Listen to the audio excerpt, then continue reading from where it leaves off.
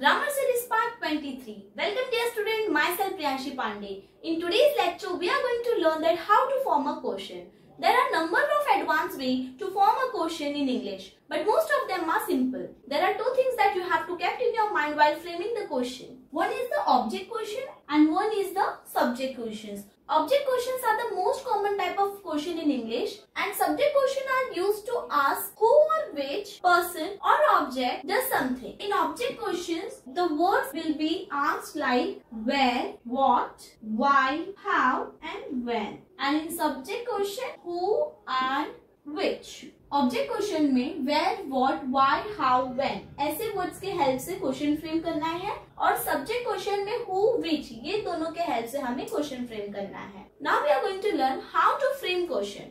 There is a one formula that you have to keep in your mind while framing a question.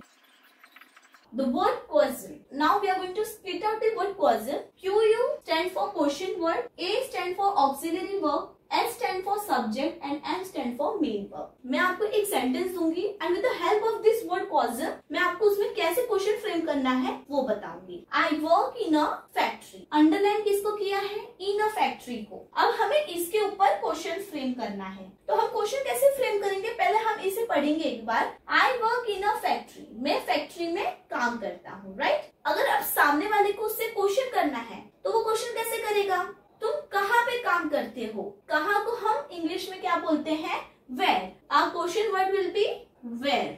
Where do you work? Basically हम ऐसे question पूछते हैं कि तुम कहाँ काम करते हो? Where do you work? अब देखो ये सेंटेंस में मैं आपको ये कहाँ पे यूज हो रहा है ये बताती हूँ. अब देखो जो where है ये हमारा क्वेश्चन वर्ड है, जो do है ये हमारा ऑक्सिलरी वर्ब है, you जो है ये हमारा सब्जेक्ट है, और जो ये वर्क है ये हमारा मेन वर्ब है. तो हमारा हमेशा सेंटेंस कैसे बनेगा? इसके हिसाब से बनेगा. QU means question word, auxiliary verb, subject and main verb. There are two types of questions. WH type of question and one is yes or no form of question. WH question मतलब ये होता है जिसमें what, how, when, which ये words आते हैं, और yes or no form of question मतलब ये होता है कि जो हम क्वेश्चन पूछते हैं उसका आंसर सिर्फ yes या no में ही मिलता है. मैं इसे आपको सेंटेंस के थ्रू एक्सप्लेन करती हूँ. अब देखो रविंद्रनाथ टैगोर रोट गीतांजलि. ओके, अब हमें जब क्वेश्चन पूछना है तो हम इसे दो तरीके से पूछ सकते हैं कि गीतांजलि किसने लिखा है और रविंद्रनाथ टैगोर जी ने क्या लिखा है. ओके, ऐसे हम क्वेश्चन पूछ सकते हैं. एक क्वेश्चन कैसे बनाऊंगी? Who wrote Gitanjali. अब यहाँ पे देखो हु ये हमारा क्वेश्चन वर्ड है, रोट ये हमारा मेन वर्ब है, और जो गीतांजलि है ये हमारा ऑब्जेक्ट है. तो यहाँ पे सिर्फ हमें क्वेश्चन वर्ड, मेन वर्ब और ऑब्जेक्ट मिल रहा है. आपको मैं और एग्जांपल के थ्रू एक्सप्लेन करूंगी. अभी यहाँ पे देखो सेंटेंस दिया है आरती's फेवरेट डेस्टिनेशन इज गोवा. कोई अगर क्वेश्चन पूछेगा तो वो क्वेश्चन कैसे पूछेगा कि आरती का फेवरेट डेस्टिनेशन क्या है? क्या को हम क्या बोलेंगे? पहले हमारा देखो व्हाट इज आरती's फेवरेट डेस्टिनेशन. ये हमारा क्वेश्चन वर्ड, is है मेरा helping verb, Aarti is my subject, favourite is my object. Okay, अब मैं आप लोगों को यस और नो टाइप के क्वेश्चन कैसे सॉल्व करना है ये बताती हूँ. जब आपको यस और नो टाइप के क्वेश्चन को फ्रेम करना रहता है तो उसके लिए सिर्फ तीन मेन स्पेशल वर्ड है जिसके हेल्प से हम यस और नो टाइप के क्वेश्चन बना सकते हैं. वो है VSO. V stand for verb, S stand for subject and O stand for object. For an example, they are Indians. देखो दे आर इंडियन तो हम बोलते हैं ना आर दे इंडियन. तो हमारा क्वेश्चन कैसे हो जा रहा है? Are they Indian. अब मैंने आपको क्या बोला? जब आपको यस और नो टाइप के अगर क्वेश्चन फॉर्म करना है या फ्रेम करना है तो आपको सिर्फ तीन ही स्पेशल वर्ड की जरूरत है. क्या? Verb, subject and object. अब यहाँ पे देखो ये हमारा सेंटेंस क्या था? They are Indian, right? तो हमारा जो सेंटेंस क्वेश्चन बना है वो इन तीनों के हेल्प से बना है. जैसे कि देखो आर जो है ये हमारा वर्ब है, दे जो है ये हमारा सब्जेक्ट है, और जो इंडियंस है ये हमारा ऑब्जेक्ट है. तो हमारा जो यस और नो टाइप के क्वेश्चन अगर हम फ्रेम कर रहे हैं तो उसका स्ट्रक्चर हमारा कुछ इन तीन वर्ड के हेल्प से होगा. जैसे शी इज इंटेलिजेंट. अब हम ये पहले लाएंगे इज, फिर शी इंटेलिजेंट. ये है हमारा वर्ब, हेल्पिंग वर्ब मतलब शी ये हमारा सब्जेक्ट है और इंटेलिजेंट इज अवर ऑब्जेक्ट. हमारा सेंटेंस कैसा हो गया? Is she intelligent. आपको कुछ इंपॉर्टेंट रूल्स देती हूँ, आप उसे समझ लीजिए. देखो फर्स्ट रूल क्या कह रहा है, if the main verb of the sentence is to be simply invert the subject and the verb to be. अगर आपके सेंटेंस में मेन वर्ब है तो बस जो आपके सेंटेंस का सब्जेक्ट है उसको वर्ब के साथ इन्वर्ट कर देना है। जैसे कि यहाँ पे एक एग्जांपल दी हूँ, दे आर नाइस पीपल। तो यहाँ पे जो मेरा सब्जेक्ट है क्या है, दे, और वर्ब क्या है, आर।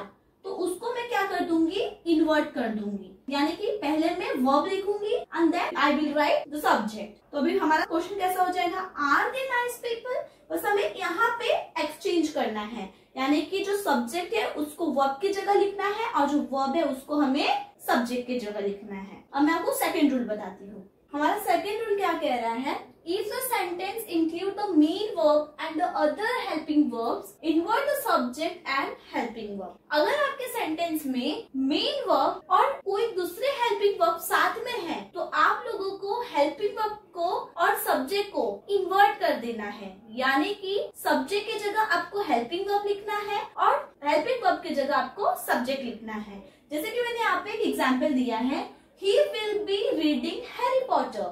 सो यहाँ पे देखो जो ही है ये हमारा सब्जेक्ट है और विल जो है ये हमारा हेल्पिंग वर्ब है। तो मैंने क्या बोला कि आपको ये दोनों को क्या करना है, इन्वर्ट करना है।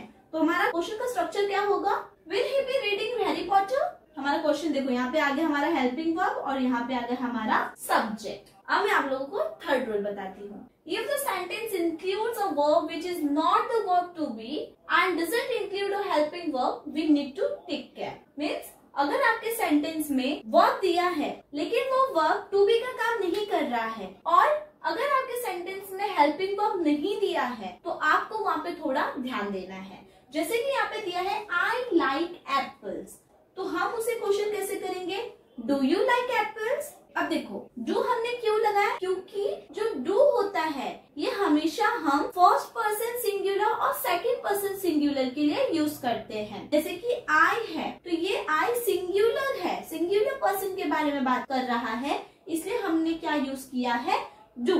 ओके, तो हमारा क्वेश्चन कैसा फॉर्म हुआ है, डू यू लाइक एप्पल्स। अब यहाँ पे देखो ही हेट्स फुटबॉल। अब देखो ही हेट्स फुटबॉल आ गया यहाँ पर, तो हम लोग ऐसे लिखेंगे क्या, डू यू हेट्स, नहीं डू यू नहीं बैठ रहा है। तो यहाँ पे हमारा कैसे क्वेश्चन बनेगा, ही हेट्स फुटबॉल, उसे फुटबॉल नहीं पसंद है बेसिकली, तो वो है इसका मतलब। तो हमारा क्वेश्चन कैसे बनेगा, क्या वो फुटबॉल को हेट करता है, डज ही हेट्स फुटबॉल। जो डज होता है वो हमेशा थर्ड पर्सन सिंगुलर के लिए यूज होता है, हमेशा याद रखना। जो डू होता है ये फर्स्ट और सेकंड पर्सन सिंगुलर के लिए यूज करते हैं और जो डज होता है ये हमेशा थर्ड पर्सन सिंगुलर के लिए यूज करते हैं।